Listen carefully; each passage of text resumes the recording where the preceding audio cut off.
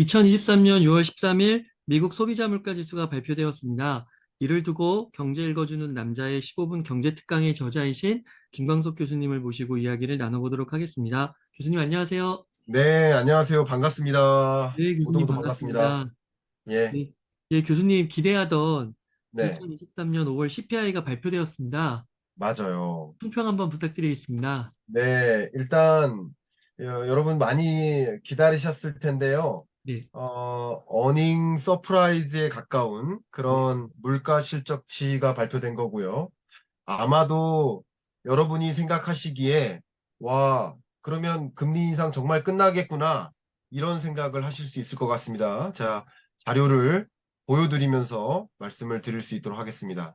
음, 네. 이렇게 자료를 보여드리고요. 일단 5월 CPI 전망에 있어서 CPI는 4.1%를 찍을 거야. 이런 생각을 했었거든요. 네, 근데 웅달님 목소리를 좀 더 키워주시면 좋겠습니다. 아, 네, 예, 알겠습니다. 예. 확 키워주면 좋겠습니다. 네,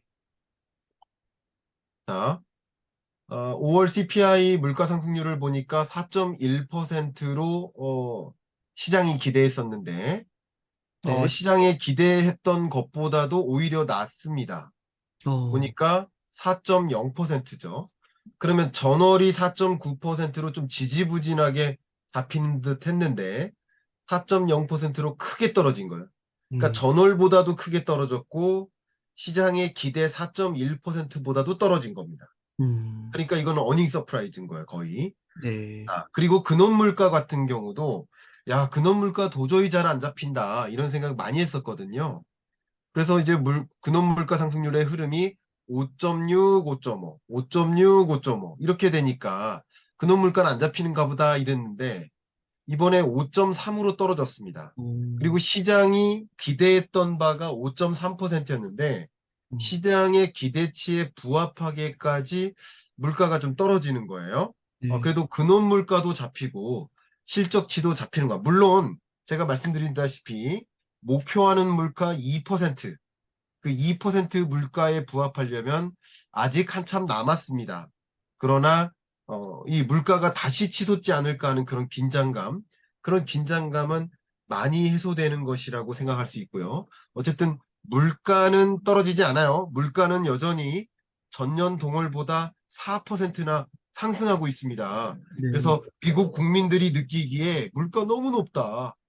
작년 5월보다 올해 5월은 4%나 물가가 또 오른 거니까 네, 높다라고 느끼겠지만 어쨌든 그렇습니다. 네, 기대치는 5.2%도 물론 있습니다. 블룸버그 기준. 저는 investing.com 기준 5.3%로 말씀드리는 겁니다. 어쨌든 기대치가 이러나 저러나 그 기대치에 부합하는 숫자다. 요 정도로 말씀드리고 전월 CPI보다도 근원 CPI보다도 확실히 떨어져서 보시는 것처럼 근래 근원 물가 상승률 흐름 중에 가장 낮죠. 네, 이 네. 정도면 상당히 물가가 기대하는 수준으로 시장의 기대에 부합하게 물가가 잡히는 모습이 아니겠는가 이렇게 생각할 만하다 이렇게 생각합니다. 많은 분들이 정말 좋아할 만한 소식 네, 같은데요, 교수님. 그 네, CPI를 구성하는 요소가 많잖아요. 예, 구체적으로 한번 보여주시면 좋겠습니다. 네. CPI를 구성하는 그 품목이나 이런 여러 가지를 같이 좀 뜯어볼 필요가 있겠는데 네, 우리나라의 물가 상승률을 계산할 때도 말씀드렸듯이 460여 가지 소비 품목의 가격 등락률이에요. 언제 대비? 전년 동월 대비. 네, 그러니까 여러 품목들이 있는 거죠. 근데 그 중에서 각 품목별로 좀 살펴본다면 자, 화면을 다시 공유해 드리면서 보여드리겠습니다. 자, 이게 4월 달 기준이고 왼쪽에 이 오른쪽이 이번 달입니다. 근데 보시니까 전체 올 아이템 기준으로 봤을 때 4.0인데 많이 떨어진 거예요. 네, 근데 식료품 물가도 지금 보시는 것처럼 7.7에서 6.7%로 크게 낮춰잡은 겁니다. 그죠? 크게 네, 떨어진 거예요. 물가가 많이 조정되는구나. 그리고 역시 에너지 물가 상승률도 마이너스 5.1%로 크게 떨어지고 있었어요. 전년 동월보다. 네, 여러분 기억하시죠? 제가 어, 작년 22년에도 원유 선물 ETF 투자하세요 라고 말씀드렸었고, 네. 그 원유 선물 투자에 대해서 제가 강하게 추천드렸었던 시점이 23년 상반기였고, 아, 22년, 다시요. 22년 6, 7월까지 원유 선물 ETF 투자를 추천드렸었죠. 그럼 22년 6, 7월 정도가 국제 유가의 정점이었던 음, 거예요. 근데 그때가 6, 7월 때까지 정점이었으니까 지금 발표한 물가 상승률은 이게 5월 기준입니다. 어, 그러니까 5월 기준으로도 마이너스 5.1% 4월, 그 5월에는 마이너스 11.7%. 그럼 6월 소비자 물가 상승률은 어떨까요? 더 떨어지겠죠. 네. 왜냐하면 우리가 비교하고자 하는 국제 유가는 6월과 6월을 비교할 테니까 22년 6월과 23년 6월. 그러면 더 떨어지겠구나라는 것을 생각해 볼 수도 있어요. 그죠? 왜냐하면 국제 유가 기준으로 5월보다 6월이 더 높았거든요. 네. 기억하실 겁니다. 국제 원자재 가격이 치솟았죠. 근데 지금 말씀드리는 것은 이 전체 아이템 중에서 식료품과 에너지를 제외한 것, 그게 근원 물가라고 했죠. 음, 근원 물가 상승률도 5.5에서 5.3으로 잡히는구나라는 것을 확인하실 수 있습니다. 네. 그리고 제가 좀 데이터를 업데이트 하느라고 시간이 좀 걸렸을 텐데 가장 많이 시간을 많이 투입한 게 이 기여도 계산입니다. 자, 이 바그래프 전체의 모습이 물가 상승률 그 자체예요.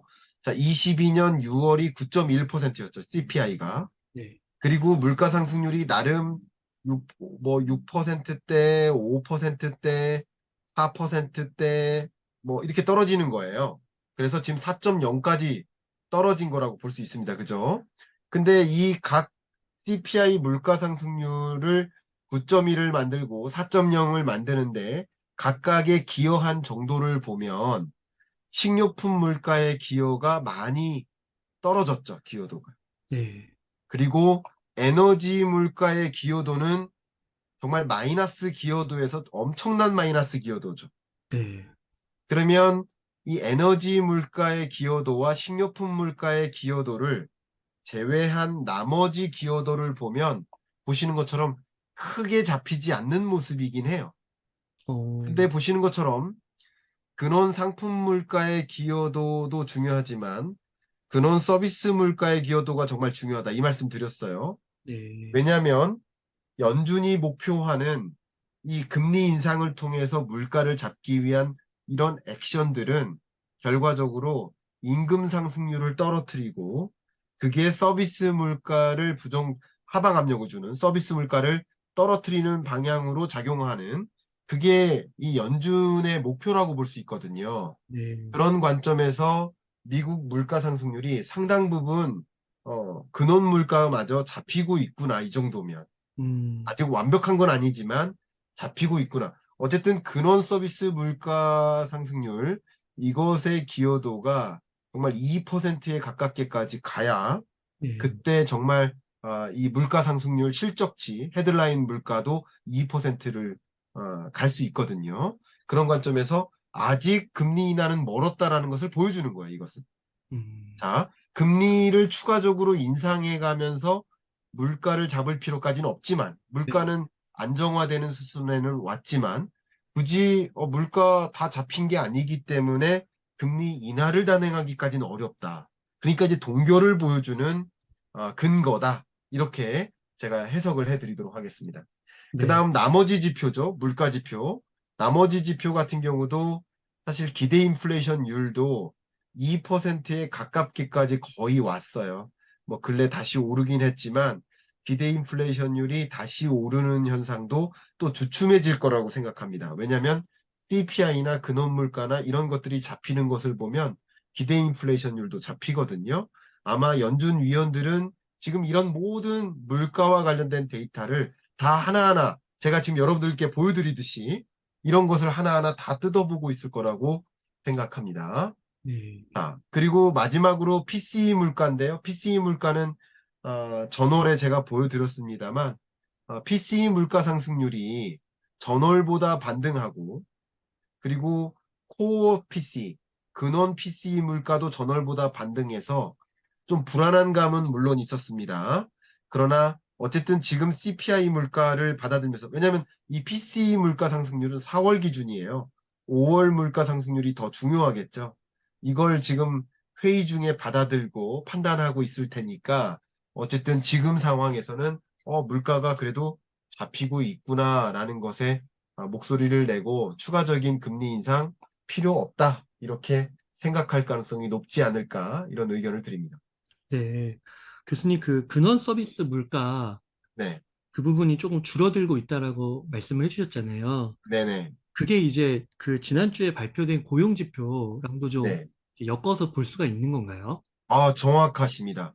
음, 고용 지표도 마저 이제 설명을 또 드리도록 하겠습니다. 네, 네. 고용 지표를 설명드려야 되는 이유는 자, 이렇게 먼저 정리를 해볼게요. 여러분 다 이제 경알못 반열에서 이제 넘어서셔가지고 다 이해하고 계시겠지만 처음 경제 입문하시는 분도 계시니까 친절히 설명을 드리면 어쨌든 파월 입장에서 중앙은행 입장에서 우리 웅달님 계시는 배경화면이 연준이잖아요. 네. 네. 그 연준 위원들이 뭐를 고려하냐? 두 가지를 고려한다. 라고 한다면 첫 번째, 첫 번째는 물가다. 물가 안정이다. 그 두 번째 목표가 뭐다? 경기 안정이다. 금융 안정도 사실은 예, 물가 안정과 금융 안정도 경기 안정과 하나로 묶을 수도 있어요. 굳이 따지면. 이해 가시죠? 그래서 이 소위 말하는 예, 그 금융 안정, 경기 안정과 어, 물가 안정 이 두 가지를 좀 봐야 된다. 이런 말씀을 좀 먼저 드리겠습니다. 자, 그러면 지금 제가 여러분들께 좀 강조하고 싶은 게 어떤 거냐? 바로 경기 안정을 봐야 된다. 그럼 경기 안정을 확인할 수 있는 지표가 뭐가 있어요? 아까 물가 안정을 확인할 수 있는 지표로서 CPI도 보고 기대 인플레이션율도 보고 PCE도 보고 근원 PCE, 그래 헤드라인 PCE 여러 가지를 보듯이 경기 안정을 볼 수 있는 가장 주된 지표가 바로 고용 지표고요. 고용 지표 중에 가장 중요한 게 바로 실업률이죠. 실업률 그래프를 좀 보여드리겠습니다. 네, 실업률 추이가 다시 이렇게 올라갔어요. 3.4에서 3.7로. 그러니까 제가 실업률이 중반 하반기로 가면서 올라갈 것이다라고 말씀을 드렸죠. 왜냐하면 경기 침체 징후, 고용 침체 징후는 뒤늦게 나타난다. 그래서 네. 뒤늦게 나타나는 것을 보여주는 대목인 거예요. 지금 보시는 것처럼. 그렇지만 여전히 3.7%는 3.4보다만 높을 뿐이지 네. 완전 고용에 해당되기 때문에 이게 걱정이 돼서 금리를 추가적으로 인하해야 되나 금리 인상 못하나 이걸 걱정해서 금리 인하를 못하지는 금리 인상을 못하지는 않는다 이렇게 네. 설명을 드리고요. 방금 말씀하신 것처럼 또 주된 지표가 임금 상승률이에요. 결과적으로 고용 시장을 좀 안 좋게 만들어서 좀 안 좋게 만들어야 돼요. 실업자가 좀 나타나야 돼요. 좀 아이러니하지만 그렇습니다. 고용 시장을 좀 제약해야 일자리 구하기가 팍팍해져요. 그리고 신규 일자리 창출이 줄어요. 그러면 일자리를 찾고자 하는 사람들이 안 좋은 일자리라도 가져가게 된단 말이에요. 그럼 전체 일자리 중에 일자리의 수가 줄어들면 상대적으로 줄어든 일자리 중에 뭐 인건비가 낮은 것도 고르게 되는 거거든요. 네. 일자리가 많다고 보세요. 그러면 인건비 높은 곳으로 골라갈 거 아니에요. 근데 일자리가 줄어들고 일하고자 하는 사람들은 많은데 일자리가 얼마 안 되면 다 이 일을 해야 되거든요. 그럼 당연히 인건비도 떨어질 수 있습니다. 그러니까 임금 상승률이 이렇게 떨어지는 모습 22년 7월부터 보시면 중장기적으로 많이 떨어지고 있죠. 결국 임금 상승률이 상당 부분 떨어져 줘야 그게 근원 물가 상승률에 기여를 한다. 근원 서비스 물가를 잡는 데 기여한다. 그렇게 여기서 본다면 어쨌든 어, 연준이 의도된 대로 움직이는 모습이다. 이렇게 해석할 수밖에 없죠. 네. 연준은 어쨌든 어느 정도 수준의 용인할 만큼의 경기 침체를 필요로 한다. 물가를 잡기 위해서는. 그러면 고용 시장도 좀 제약해야 실질 임금 상승률이 좀 줄어들고 그래야 근원 물가가 잡힌다. 실제 그런 모습들이 근원 물가 상승률로도 기여도로도 어느 정도 나타나는 모습이다. 이렇게 좀 해석해 볼 수 있을 것 같습니다. 네. 네. 교수님 이제 며칠 후면 FOMC인데요. 네. 그 시장에서는 기준금리를 좀 어떻게 오늘 또 이렇게 결과가 나와서 어떻게 보고 네. 있을지 좀 궁금한데 네. 그 부분 한번 확인해 주실 수 아, 있으실까요? 항상 이 부분이 우리의 좀 하이라이트격인 경향이 좀 있죠. 네. 그 부분을 한번 말씀드려보면, 자, 화면을 공유해 드리도록 하겠습니다. 일단, 이 CPI를 발표하기 전까지만 해도, 4월 CPI 발표 전 77.7%로 동결할 거야. 이렇게 무게를 뒀어요. 재밌죠? 네. 동결할 거야라고 생각했는데, 지금 오늘 직전까지만 해도 동결할 거야라고 무게를 더 뒀어요. 네. 그러니까 동결할 거라는 믿음이 더 강해진 이유는 시장의 기대치가 굉장히 물가가 안정적으로 떨어진다는 것을 반영하니까 어, 기대치가 반영된 거죠. 기대치대로라면 시장의 전망치대로라면 금리 인상 안 하겠나라는 생각을 더 강하게 먹는 거예요. 근데 지금 막 발표가 됐죠. 네. 그래서 지금 업데이트를 해서 여러분들께 지금 업데이트를 하고 있습니다. 보여드리고 있는데, 자, 보고 계시죠? 네, 지금 업데이트 중입니다. 저는 동결에 강한 무게를 둘 것이다라고 생각합니다. 더 강한 무게. 네. 거의 100%에 가깝게. 뭐 한 99%뭐 이러지 않을까 생각하는데, 예, 맞네요. 93%로. 금리 인상 가능성은 확 줄었고, 어, 90%가 넘게 지금 동결할 거라고 믿는 모습의 시장의 기대치가 네. 저도 그렇습니다. 아까 CPI 발표 전까지만 해도 80%만 금리 인상하겠지, 금리 인상 안, 동결하겠지 이렇게 80%만 믿었고 그래도 한 20%는 금리 인상할 거야라고 믿었었는데 여기 보시는 것처럼 네 93%나 이렇게 올라간 거죠. 됐죠? 이 정도로 제가 보여드리고요. 네. 이게 네. 시장의 기대치를 보여주는 거라고 생각이 되고요. 네, 이렇게 시장의 기대치처럼 저는 연준 위원들도 이런 종류의 생각을 하고 있을 거라고 생각이 됩니다. 음. 야, 이게 지금까지 금리가 올라가는 것만 보다가요. 네. 만약에 이제 이번에 멈춘다고 하면 기분이 좀 묘할 것 같습니다, 교수님. 네, 그러게요. 네. 금리 동결이 이루어진다라고 하면은 네. 그것은 말 그대로 여러분의 그 기대가 굉장히 더 많아질 것이고, 이제 금리 동결이다. 그럼 금리 인하만 남았다. 이런 네. 생각을 하게 될 가능성이 높겠죠. 네, 저도 그렇게 음. 생각합니다. 그러면요, 교수님, 네, 또 시장에서는 이번에는 동결을 하고 네, 다음 FOMC에서는 인상할 것으로 네, 또 이렇게 보는 경우도 있더라고요. 네, 이런 건 좀 어떻게 생각하시나요? 네. 물론, 이번에 동결하고 다음에는 인상한다. 그것도 뭘까요? 금리, 속도 조절이죠. 그것도. 제가 네. 과거에도 계속 말씀드렸죠. 베이비 스텝으로 인상하다가 빅 스텝으로 인상하다가 자이언트 스텝으로 인상하다가 속도 조절 들어갈 때 어떻게 해요? 빅 스텝으로 인상하다가 베이비 스텝으로 인상해요. 음. 그리고 쉬었다가 베이비 스텝해요. 그것까지도 속도 조절입니다. 그래서 만약에 이번에 쉬었다가 한 번 추가적인 인상을 할 수도 있습니다. 그러나 그럴 가능성은 저는 개인적으로 낮아 보인다. 어, 라고 말씀드리고 이미 제가 한두 달 전부터 동결할 것 같다라고 생각을 했잖아요. 음. 왜 그러냐면 5.25%라는 미국 기준금리는 지금 CPI 물가 상승률, 코어 CPI 물가 상승률을 상회하는 수준이에요. PCE 기준으로는 더 크게 상회하는 기준이에요. 어, 그러니까 이게 뭐냐면 이게 두 개가 크로스 된다. 자, 그래프를 보여드릴까요? 그래프를 보여드리면서 설명드리겠습니다. 아까 보여드렸던 그 PC를 가지고 보여드리면서 말씀드리겠습니다. 지금 PC 물가 상승률이 4%대 초반이거든요. PC. 이거 보여드리면 또 헷갈려 하실 수 있으니까 CPI로 가겠습니다. 지금 CPI 물가 상승률이 4.0%를 기록했거든요. 근데 지금 기준금리가 뭡니까? 5.25% 아닙니까? 음, 그러면 이 CPI와 그리고 기준금리가 크로스되는 지점, 네, 그 즈음에 금리 동결이 있을 것이다라고 제가 말씀드렸었죠.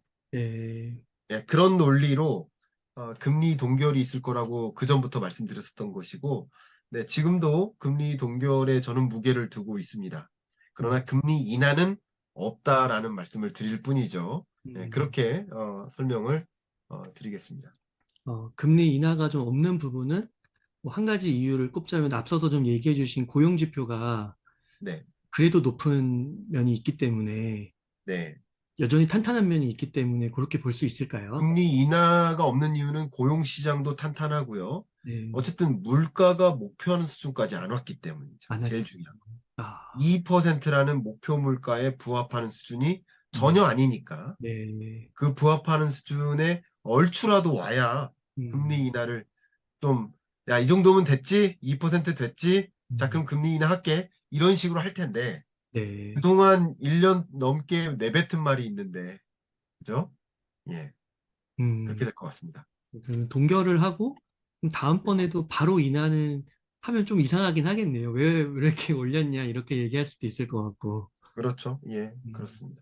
네. 아, 그러면요, 교수님, 이번에는 주식시장 흐름 한번 여쭤보고 싶은데요. 네, 교수님께서 이제 작년부터 주가가 2022년 10월 저점을 기록하고 그때부터 이제 완만한 상승세를 유지할 것이라고 말씀해 주셨는데 그대로 됐습니다. 네, 그리고 최근에 또 주식시장의 흐름이 좋은데요. 네, 혹시 향후 전망을 좀 조심스럽게 해주신다면 어떠실까요? 네, 네. 너무 좋습니다. 네, 저는 여러 가지 면에서 변곡점에 놓여 있다라고 말씀드리고 싶어요. 네, 그러니까 지금 이 지점, 6월과 7월, 요 정도가 전반적인 면에서 변곡점에 해당된다. 이 말씀 드리고 싶어요.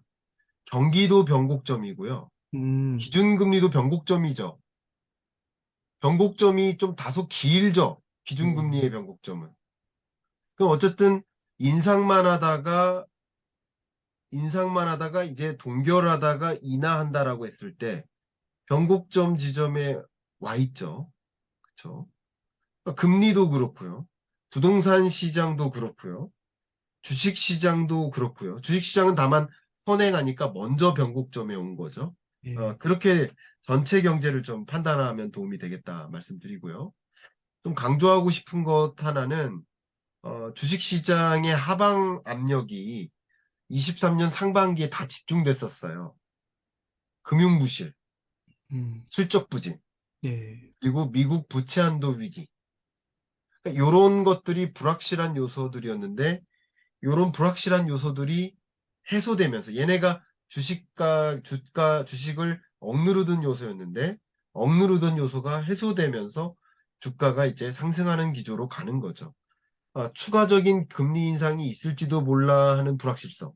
그것도 불확실성이고, 추가적인 금리 인상이 있거나 있을지도 몰라 하는 거. 이런 것들이 다 하방 압력인데, 이제 하방 압력이 빠져버리는 거예요. 이렇게 기준금리를 계속 인상하던 그런 구간에서 하방 압력이 많이 작용하는 것이고요. 동결 구간에서는 하방 압력이 작용하지 않습니다. 그만큼 심리적인 거예요.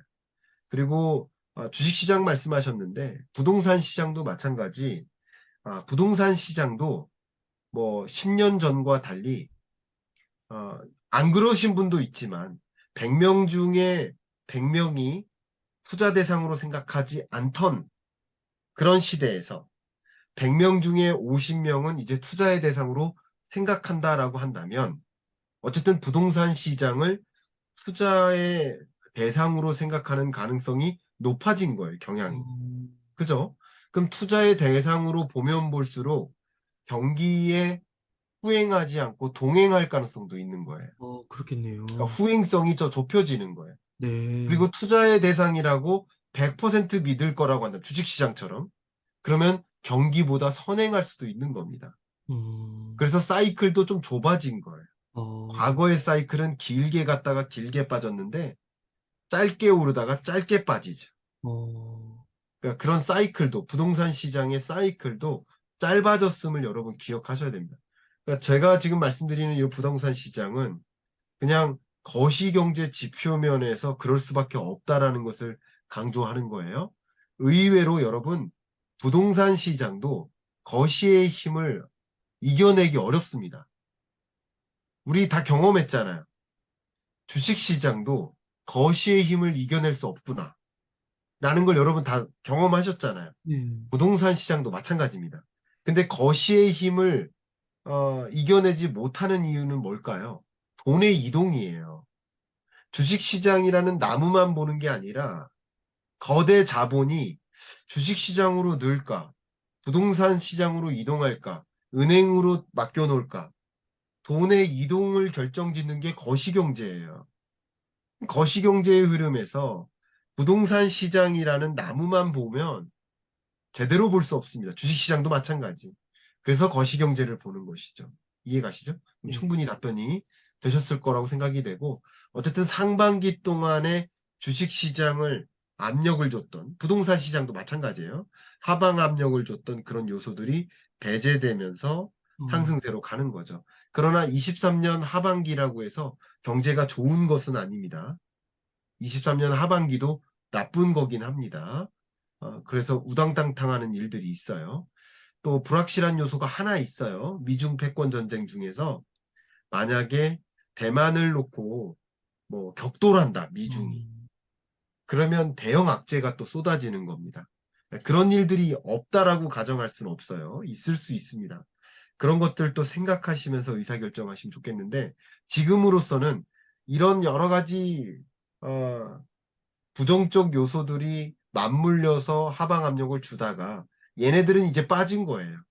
이 요소 하나만 남은 거예요. 음, 어쨌든 주식시장을 놓고 긍정적으로 판단할 수 있는 것이다.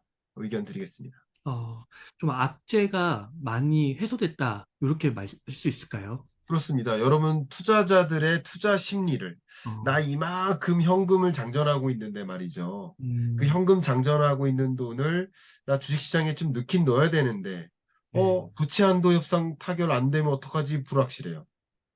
금융부실이 일어나가지고 금융위기 오면 어떡하지? 불안해요. 그럼 음, 주식시장에 넣겠습니까? 안 넣는단 말이에요.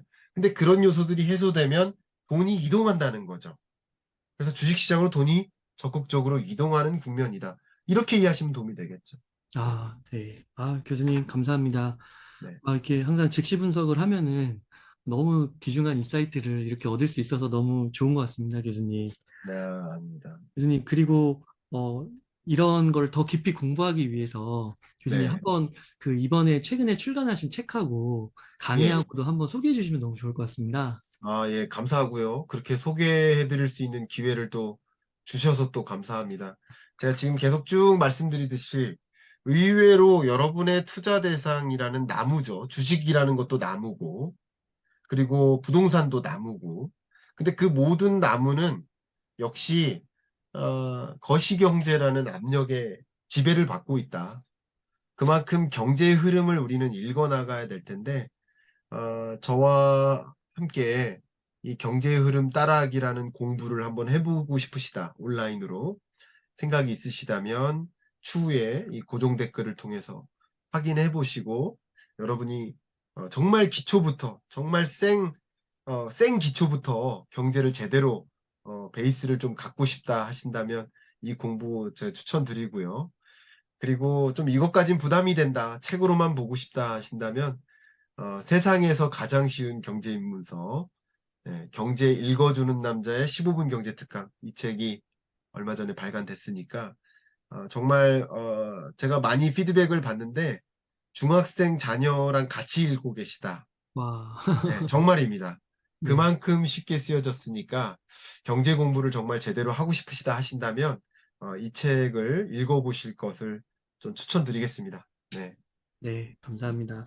교수님, 그러면 끝으로 네. 강조하고 싶으신 말씀이나 하고 싶으신 말씀 일단 부탁드리겠습니다. 네, 끝으로 드릴 말씀은, 자, 자료를 역시 보여드리면서 말씀드리겠습니다. 그, 이거죠. 당장 내일 모레, 에, 우리 한국 날짜로는 6월 14일 새벽 3시 반이죠? 맞죠? 네, 맞습니다. 예, 6월 14일 새벽 3시 반에 FOMC 회의 결과가 발표됩니다. 그때도 즉시 분석을 해드리겠습니다. 네, 그리고 즉시 분석을 못 보신 분은 아침에 출근길에 보셔도 좋습니다. 이런 것을 좀 보시면 충분히 어떻게 경기가 흘러가는지, 그리고 특히 이때 여기 별표가 있잖아요. 뭐가 중요하다는 거예요? 네, 여기 보신 것처럼 Summary of Economic Projection. 네, 이게 그 페드식 경제 전망이라는 표현이에요. 예를 들어 IMF는 월드 이코노믹 아웃룩 이렇게 표현하잖아요. 예. 그리고 월드뱅크는 글로벌 이코노믹 프로스펙트 이렇게 표현합니다. 그러니까 역시 경제 전망을 각자 표현하는 용어가 좀 다른데 Summary of Economic Projections.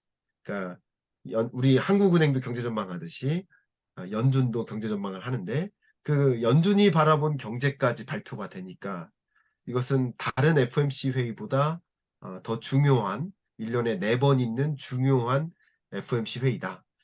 이 결과 내용을 관심 있게 보시고요. 또 파월이 기자회견에서 뭐라고 얘기하는지 상방이 열려 있을 것이다라고 분명히 얘기하긴 할 텐데 그것도 좀 관심 있게 보시면 도움이 되시겠다. 이렇게 말씀드리겠습니다. 네. 이렇게 해서 경제 읽어주는 남자의 15분 경제 특강의 저자이신 김광석 교수님을 모시고 이야기를 나눠봤습니다. 긴 시간 동안 유익한 사이트 많이 나눠주셔서 감사의 말씀드립니다. 오늘 고생 많으셨습니다. 감사합니다. 감사합니다.